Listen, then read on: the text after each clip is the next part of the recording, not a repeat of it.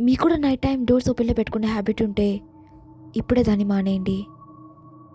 ఒకరోజు నైట్ లిక్కీ అనే అమ్మాయి టీవీ చూస్తుంది. అప్పుడే తనకి అన్నోన్ నెంబర్ నుంచి ఫోన్ వస్తుంది.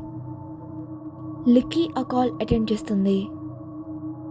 ఆ ఫోన్లో మాట్లాడేది ఒక అబ్బాయి నువ్వు నీ ఇంటి డోర్ వేసుకోవడం మర్చిపోయావు.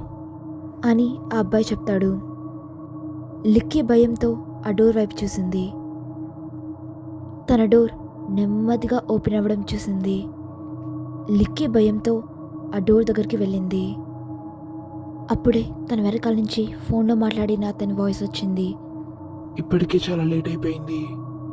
ఆ వాయిస్ విని వెనక్కి తిరిగిన లిక్కీకి పెద్ద షాక్. అక్కడ తను చూసింది పోలీసెస్ 7 yearsగా వెతుకుతున్న ఒక సైకోపాత్.